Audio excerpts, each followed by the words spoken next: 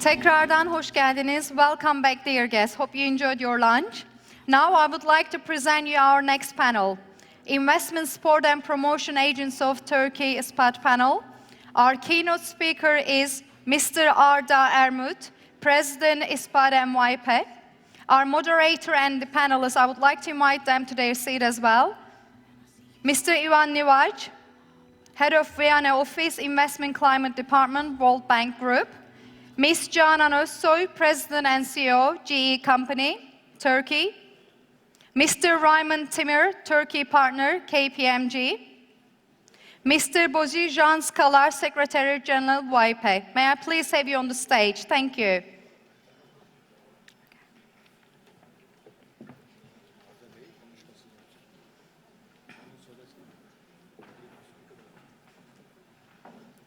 Can I also please have our keynote speaker, Mr. Arda Ermut, President ISPAT NYP, to the stage. Thank you, sir.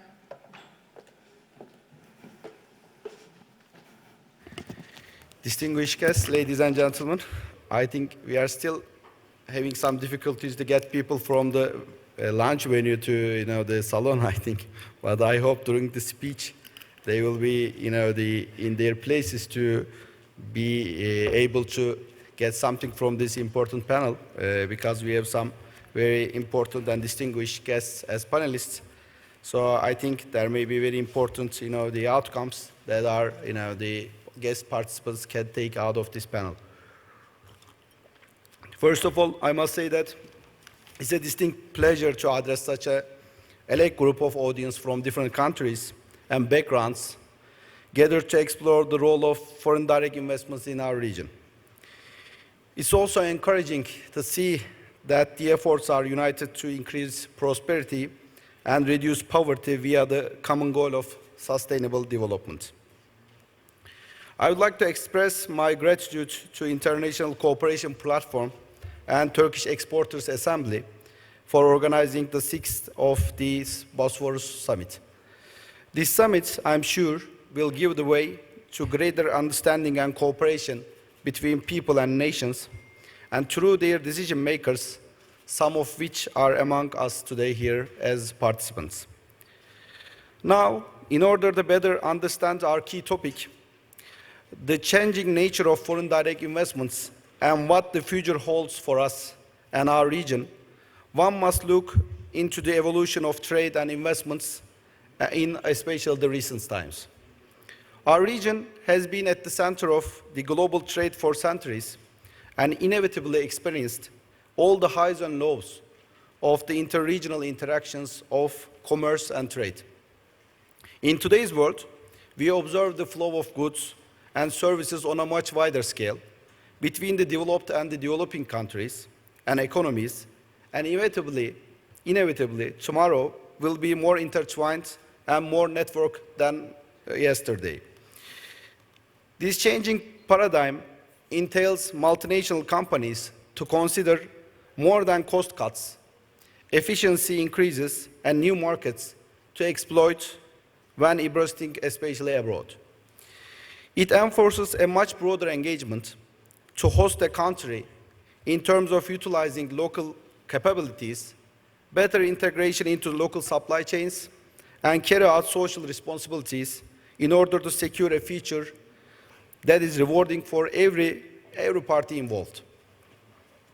Another and similarly new trend is that the line between the traditional foreign direct investment origins and the destinations are getting more blurry. The developing countries, which have been on the receiving end of the foreign direct investments, are themselves getting into a position of being FDI sources now. Still, the developing countries receive more than the half of the global FDI, the foreign direct investments, but the traffic is hardly one way anymore. So, where do we, as Turkey, stand in this new perspective, which puts a new set of values to the forefront? As you all know, Turkey carries the responsibility and at the same time the potential of bridging the East and the West, and has historic ties with its immediate surroundings in the region and beyond. As a continuation of its historical role, Turkey stands to be a prime location to host headquarters for many international and multinational companies, thanks to its excellent connectivity, unique location, and strong bonds, of course, with the neighboring regions. Also, an increasing number of companies from all across the world looking for expansion onto new markets do find a second home in Turkey to manufacture as well as design and engineer for a combined market of 1.5 billion people, all within a 4-hour radius, flight radius, actually, I must say. And most important of all, we have a steadily growing economy with a sound financial system managed by a president and the government, which made attracting foreign direct investments one of its top priorities. When viewed from this angle, it's not a big surprise to see Turkey as the top foreign direct investment recipient in West Asia and 22nd in the world in 2014. For these years, especially for 2015, for the first 9 months, Turkey has already attracted the total FDI amount of 2014. It was 12.7 for 2014 billion dollars. And for the first 9 months of the 2015, we already attracted 12.6 billion as FDI. Let me remind you that has been done in the course of 2 successive elections in 5 months, and also adverse conditions in the neighboring countries. So I think it's a remarkable success for Turkey. It also shows the confidence that already have been invested in Turkey from the foreign investors. With an outstanding performance, $150 billion of foreign direct investments poured into the country in the last 12 years, during an era of political stability led by His Excellency President Recep Tayyip Erdogan. This performance will be guided by an updated strategy to continue on this growth track, and the main lines of which will be announced tomorrow by His Excellency Prime Minister Ahmet Davutoğlu as the government's 2016 action plan. As the official investment promotion agency of Turkey, we have an important responsibility with the role of contributing to the development of Turkey's businesses and investment environment. With this role, we are following the recent developments on FDI and FDI trends and shape our strategy to attract more investments to Turkey. Distinguished guests, in the coming era, the Investment Support and Promotion Agency of Turkey, and foremost, will focus on investments that will bring high added value to our country. In other words, we will proactively pursue the projects that will carry our industries, especially the SMEs, to a higher position of global value chains. Naturally, we will do our best to convince the existing investors also in Turkey to engage in more expansion, research and development related activities. We will also keep concentrating in our policy advocacy and the policy advocacy function actually to improve investment environment of Turkey. The government showed its strong will to improve this investment environment by establishing a new Deputy Prime Ministry which will exclusively concentrate on this topic, as you know. Our agency also will contribute to this reformation process under the Deputy Prime Minister, Mr. Lütfi Elvan, who steered many important projects also during his term as the Minister of Transportation and Communication, and mastered many issues related to investment environment. I believe it's fair to say that Turkey is on the verge of a new takeoff, and Investment Support and Promotion Agency of Turkey will do its best to attract more foreign direct investments in this period. As I now leave the floor, I want to express my gratitude to our esteemed panelists especially, who will be sharing their valuable experiences with us today. Their first-hand accounts and future insights will undoubtedly be beneficial for all the participants, I think. Let me remind you that the panel is followed by a networking session and meeting by the business people of attending countries, And I wish you all a successful summit and a fruitful exchange of ideas. Thank you very much for listening to me, and I hope you will have a great panel with the best fruitful outcomes, and also this summit will be completed also with the best outcomes for the all participants, and also you can enjoy some great days in Istanbul too. Thank you very much. Thank you very much, Ermut. Can I please keep you on the stage for 1 minute? May I please kindly invite Professor Dr. Kerem Alkin to present a plaque of honor to Mr. Arda Ermut.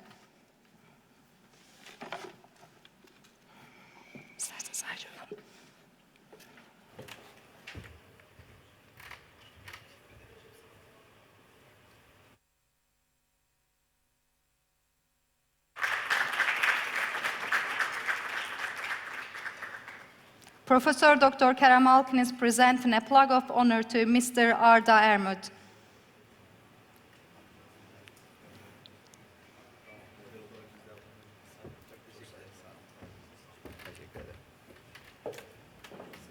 Thank you very much.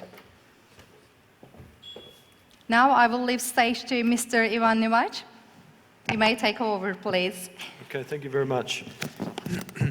So, as we've heard, and I thank Mr. Ermut for his very informative and interesting setting, basically, for this, setting up this panel. The idea behind this panel is really to hear from the private sector, from people who work closely with the private sector, and also from investment promotion agency to learn about just this topic that's been raised here today about investment policy and investment promotion and how it's changing and the changing nature of foreign direct investment, how that impacts on Turkey and its immediate region. So to set the stage, let me just say a few words about that. It's clear that countries are in a global competition to attract foreign direct investment, FDI. And that's important because FDI is sought because it drives domestic growth, it brings certain benefits, spillovers and linkages for the local economy to the bigger international economy. But the nature of FDI, or foreign direct investment, is changing.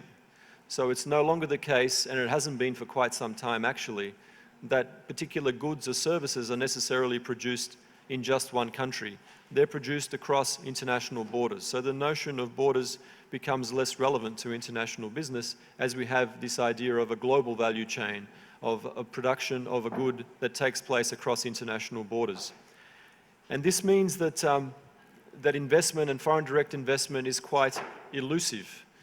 Businesses choose to locate in certain locations basically because of competitiveness reasons. That is, if the business's motivation is export. It's for efficiency-seeking reasons. Some businesses come for the local market, others come for natural resources and so forth. There's different motivations. But the type of investment that brings most to the domestic economy is usually the one that's exporting, and this is the kind of efficiency seeking that we're talking about. So this is a kind of, it's not so much a new phenomenon, but we're starting to understand more and more about that as we explore what are the motivations of businesses that are doing this, and what is it in particular that governments can do and what policymakers can do through government to affect the decision of businesses to locate, both in terms of policies that are put into place, reforms that are implemented by government, and also then the promotion aspects of what investment promotion agencies can do. So this is really a topic for discussion for the panel. I just wanted to frame that by giving you this sort of context. Historically, investment promotion agencies have done several things. Basically, governments started out by just creating more of a level playing field domestically by allowing market access, allowing foreigners to come and do business within their countries. The next thing that happened was that investment promotion agencies were formed and the kind of strategies were developed to try to attract kind of in a more targeted way.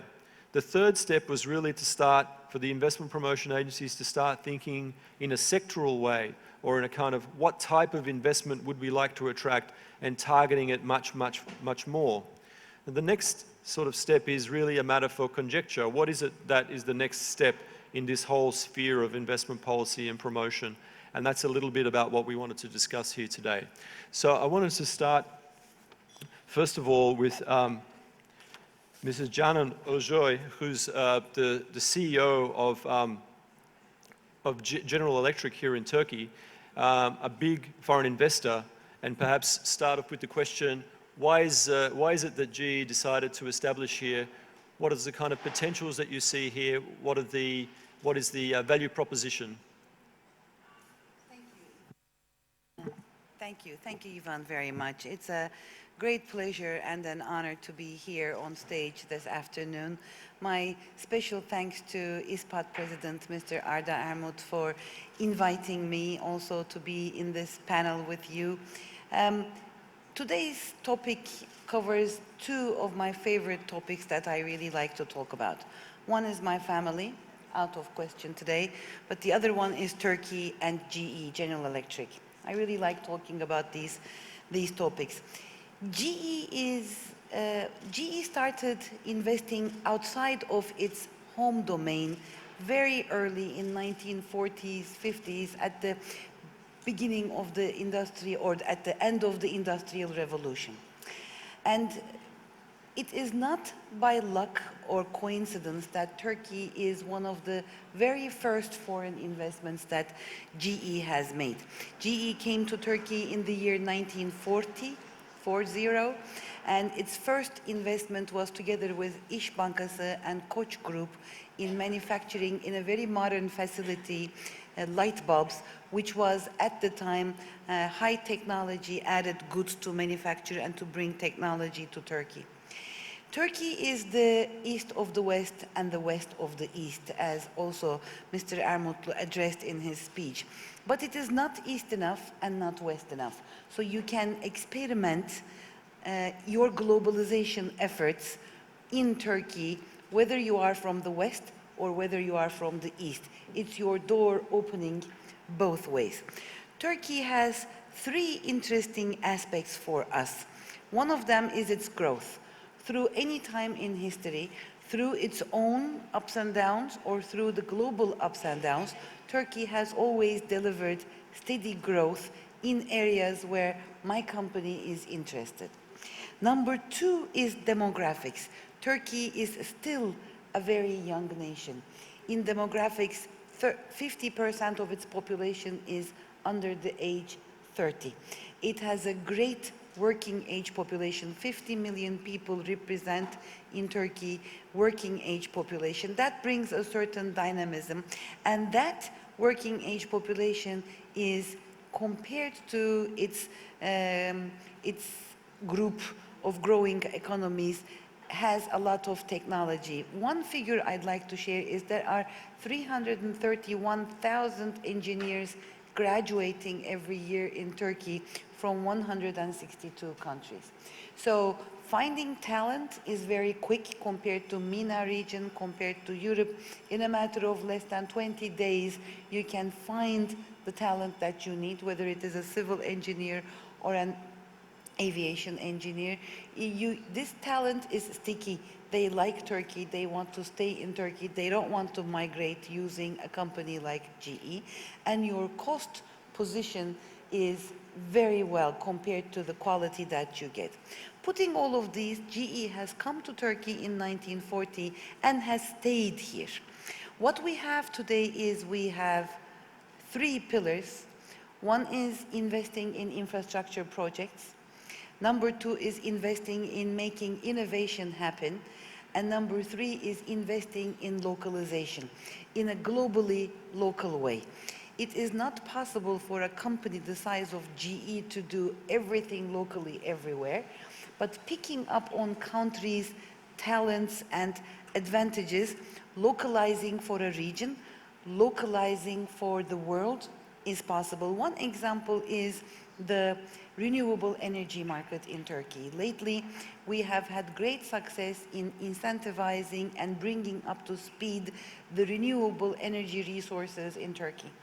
One such area is wind, and we have now come to the critical mass that Turkey is a very sizable number two in Europe market for wind energy projects. So we have localized through our global suppliers the technology of making blades in Turkey, wind turbine blades, and we innovated in Turkey, and we did some serious IP together with our local manufacturers. And after supplying for Turkey in Turkey, we started exporting these.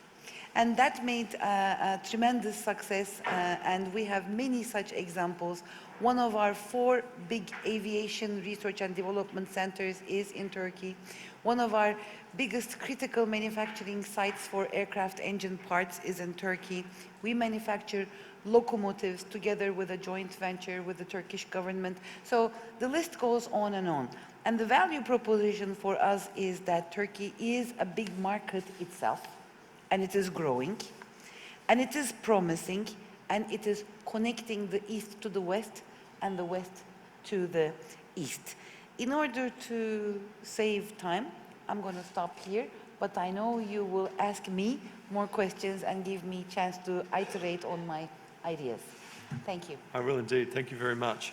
And it's very interesting what you say about investors, foreign businesses looking to the market as a driving force and then developing efficiencies and becoming a kind of export-driven business in the kind of medium term, which would seem logical because of the size of the market and then the opportunities that are presented from working within the market.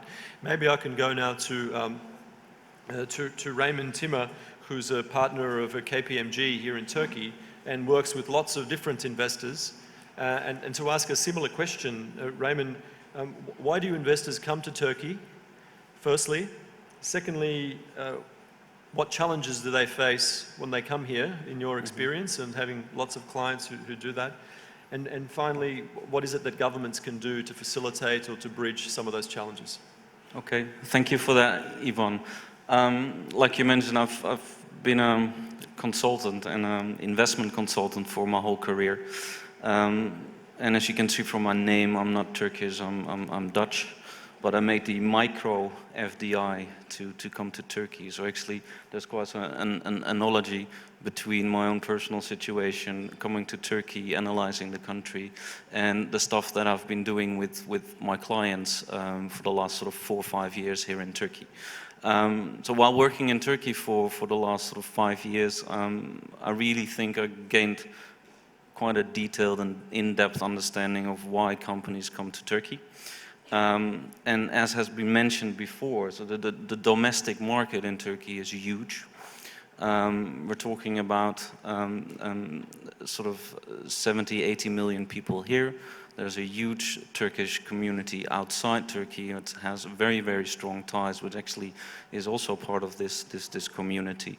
And it's growing very, very rapidly. If you compare it to peer countries, if you compare it to the sort of developed industries, growth is above. And it's actually now, with the new government, expected to go above 4% as of 2017, which is something that in the world is quite unique, it's attractive. So many companies look at that first. And I'll come to the flip side of that later on. The second main reason is that Turkey has a very, very long and rich history in the region, and it's considered a hub for the region. A lot of international companies, and I think GE is one of them, took the decision to cover the region via Turkey, because there are long-standing historical ties to the whole region, and that ranges from Europe, Central Europe, Eastern Europe, even Western Europe, to the Central Asian republics, to the Arab world. So it's a very, very good place to be. And like Ardabe mentioned, within a 4-hour flight, you reach sort of a quarter of the world, which is a good place to be. Thirdly, I think the reasons why people come to Turkey is that there are a lot of sectors that actually are very, very developed and are actively supported by the government. Think about healthcare, think about automotive. There are clusters developed that actually attract a lot of investors as well. And I think fourthly, it's basically the Turks, the country, the climate. It's a fantastic place to be. And like I said, I did the analysis on Turkey myself before taking the decision to come to this country. And if I look at the future of Turkey, I see that very, very bright. If you come to the concerns then, because I sound really positive, and I actually am, but there are a couple of downside, a couple of negative points as well, which I see and I taste in dealing with my customers is that there's a lot of uncertainty about sort of the volatility in the economy, the volatility in the region. There are some questions about sort of the maturing sort of infrastructure in this in Turkey, and with infrastructure I mean not only sort of the railways and the roads, but also the legal regulatory infrastructure, the education infrastructure, which is very important. So people have concerns, and legitimate concerns about that. Is the government addressing them? Yes, I think to a large extent. There are a couple of areas where I would recommend the government to spend a bit more time and energy on, and education probably is my priority there. The second one would be really focusing on industrial clusters. So I am very, very familiar with the 2023 goal that the government set, and I think that is a very, very important program, but it focuses on a lot of industries. And I would argue that you should pick your champions, and that you should focus on a couple of sectors where you can see the development realized quicker than in others, and with that stimulate investment in those sectors as well. So I think in a nutshell, that's what I wanted to share. I'm aware, Yvonne, that you have questions, so fire away later on. Thank you very much. I wanted to turn now to Božidar Skalar, who's the Executive Director of WIPA, World Association of Investment Promotion Agencies, and hear a little bit. We've heard, let's say, from the private sector, and one of the things that we've heard is what the government can do certain things to improve competitiveness. Probably at the kind of economy-wide level, and we'll get to additional questions in a moment. But what do you see from your point of view as a kind of agency or an international organization of investment promotion agencies for the areas, what are the emerging areas where governments can assist to attract foreign investment? And is there a shift to a kind of focus towards value chains and clusters and a kind of subnational approach? Is that something that you're seeing? Thank you very much, Ivan. I'm very glad that I'm here. It's actually, I just started this new position. Officially, I believe yesterday or today. So, but I'm not so new in Turkey. I have a similar story than my colleague here on the right side. First, I started as a businessman, and later on, I also established my private life here, so as a family. So this is a good coincidence to start to work in this perfect city, Istanbul, and of course in Turkey. I must say that I will try to form my answer with connecting my private experience, as also before I was in a construction business, like also kind of investor. And now when I'm leading this association of promotion agencies. Before this position, I was running one of the promotion agencies.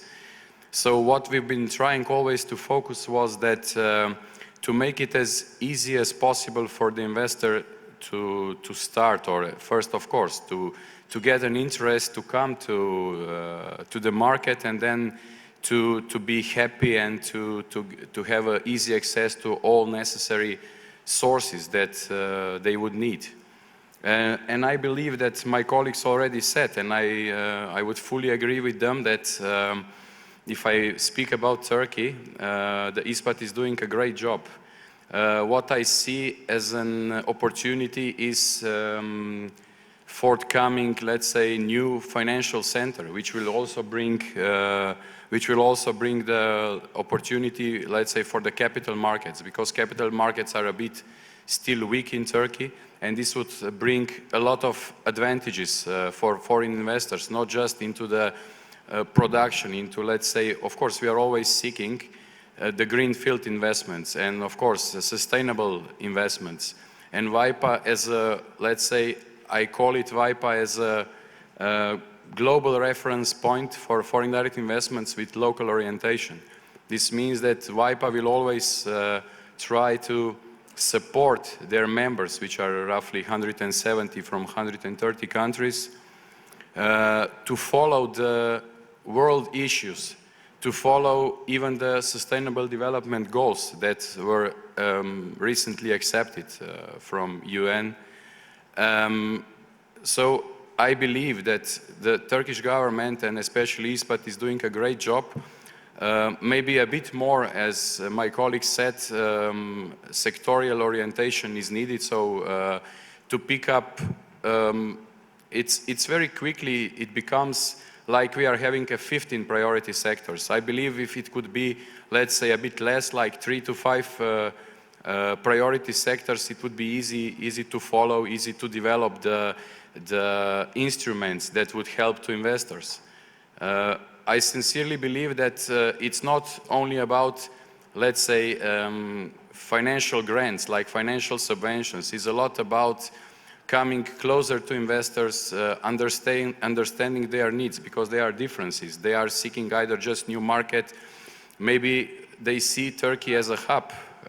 So I believe if the focus goes into this direction, it would be even more and more successful. And Turkey is one of the role models how to attract the foreign direct investments. I'm coming from the country which has 2 million people, which is, let's say, roughly Beşiktaş, where we are now. And it's very hard to compare what to do. But basically, we are facing the same problems. So what shall we offer to investors to be happy? And we as WIPA are trying to make kind of advocacy with also governments. What I would stress here in Turkey is what our president also said, is being connected directly to Prime Ministry, or let's say Vice Prime Ministry recently, because then the commitments are higher. And these commitments, I believe, many of investment promotion agencies are missing. So these commitments from their governments, with this, they can be stronger and they can really create a successful story. Boşan, thanks very much. We're kind of pressed for time, but I could not resist but to ask a couple of questions and ask each of the panelists to reflect a little bit. There were two things that we discussed a little bit earlier, actually. I think one is, and Boşan raised this question of sectors. And there is a perennial discussion in governments around the world, especially those that are trying to attract foreign investment, is what's the value proposition? How do you present the country? Do you talk about sectors? Do you try to pick winners? Do you use industrial policy and say, we are good at these 5 things and we're going to try to get investment into these areas, or 10 things, or whatever it is? Or do you try to focus on a horizontal approach rather than a vertical approach, and try to fix the investment climate generally and have a less kind of supply-driven approach to the question, but more a demand-driven approach? The country is ready to respond to whatever the demand is. So, and also, if you want to all reflect on this idea of what else the government can do. So these are 2 questions I throw back to the panel, and we can start immediately to my right, left. Thank you. That's a great question, Ivan. Thank you very much. So we, as an industrial company, work with world's toughest problems. And when you look at the world, healthcare is always a tough problem across the globe. Having access to healthcare, improving quality of healthcare, decreasing the cost of healthcare on government budgets. Number 2 is energy security, energy supply, quality and efficiency of energy. And number 3 is transportation, moving the world, aviation, railroads, and we work on all of these. And I think Turkey has progress and also still issues to resolve in all of these 3 areas. My basic answer to your question is both. From attracting and maintaining investors' point of view, we have some baseline work to do. I like very much comparing Turkey to Poland in the West and Korea, South Korea in the East. They are both very good models, and they are both similar to Turkey in demographics, in natural resources, in security issues. So we can easily aspire to come to their level. We like looking at the World Bank's Ease of Doing Business Index. We like looking at Human Development Index, World Economic Forum's Competitiveness Index, and Transparency International's Corruption Index. In all of these, when I look at Korea, South Korea, they are number 4, number 10, number 15, always in the top rankings of the 170 plus countries that we have around the world. When we look at Turkey, whereas we are always in the top 50. Okay, we're not in the bad league, we're not in the up and coming league, we are going almost there, but we are 50 where Korea is 4. And when you analyze these indexes, you don't have to do too many things. If we focus private sector, NGOs, academia, and government with translation of organizations, especially like ISPAT, we could address the few things that would make you jump in these indexes and attract the attention of foreign investors. Oh my, Turkey went from number 55 to 40 all within a year, and that is possible. So in the horizontal, this is the homework that Turkey needs to do. If we are the world's top 16th, 17th economy, we need to be in the same rankings in these indexes. And from, are there sectors that Turkey could deliver faster, better, and create value within the region first, and then in the world? I believe 2 areas are where we are very well positioned to jump. One is healthcare. With only 4% of our GDP, we do a phenomenal job in delivering healthcare to Turkish people. And I don't need to elaborate, many people know about it. If they don't, I'll be happy to talk afterwards. But healthcare is where we can build on, do more innovation, do more service innovation, not only product, and continue to excel for ourselves and for the region. The second area is renewable energy. In order to manage our energy security issues, energy efficiency issues, and especially our current account deficit, which carries the burden of energy, renewable energy has become very important for Turkey. And we have had a lot of foreign and local investment development. We have come to the critical mass now. Renewable energy globally needs more innovation. And if we can arrange in certain clusters the academia, the investors, the government incentives around renewable energy, we can really grow from here and also deliver something to the rest of the world. The new solar Konya relationship, for example, deserves some support from Selçuk University, from government, from parliamentarians of Konya city. So we could create those and certainly jump in certain sectors. My vote is for renewable energy and for healthcare. I know we're pressed for time. I just want to say one thing on top of what you said, Jana, because I'm completely in line with your thoughts and ideas. Like I said, I work in FDI full-time, and one of the things that I notice in Turkey, if you look at non-organic, so acquisitions in Turkey, it has the lowest conversion rate in all of the countries that I've worked around the globe, and there are quite many, which has to do with the very specific circumstances in Turkey. Which are not good, not bad, they're just different. And a lot of investors looking at Turkey are not aware of that. And that leads to a lot of confusion and a lot of disruption during sort of these processes. And I think an organization like ISPAT is very aware of that and tries to take investors by the hand while taking the first steps into the country.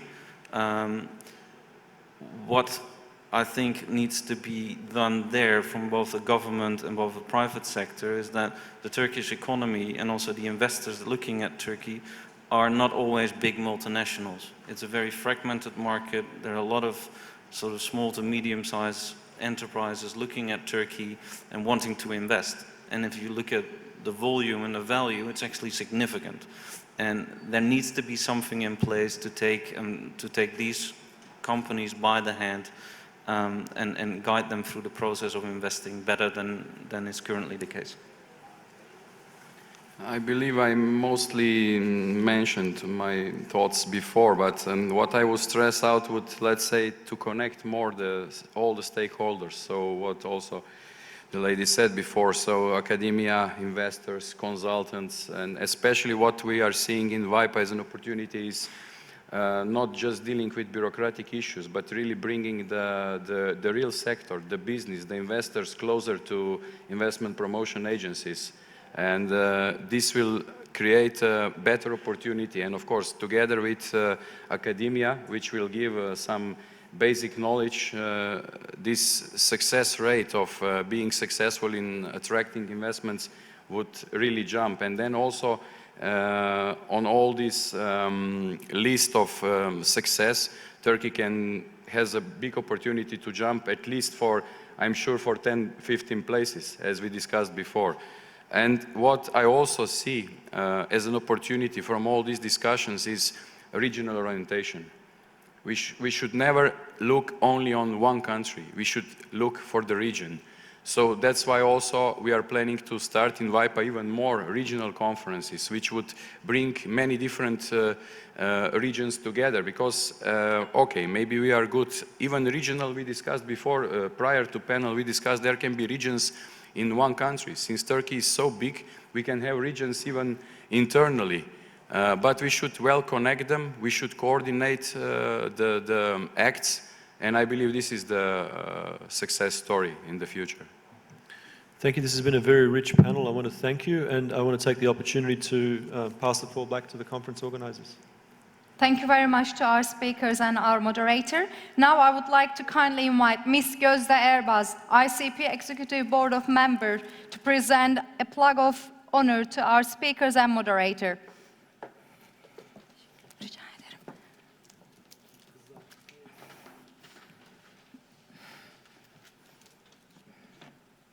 Thank you.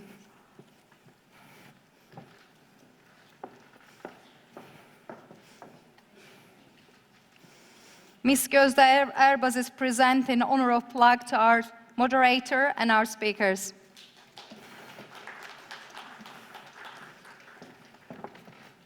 Thank you.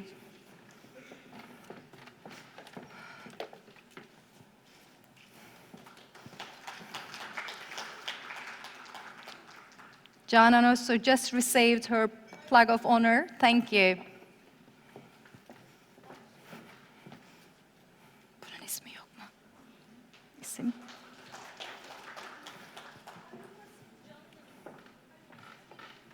İsim çıkmış ama.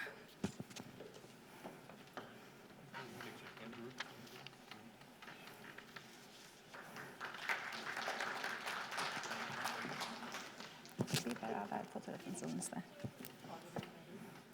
Arda Bey verildi. O burada mı Arda Bey?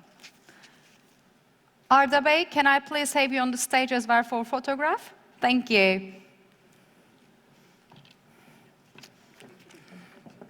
Mr. Arda Ermut, President ISPAT NYPA is on the stage as well for the group photo.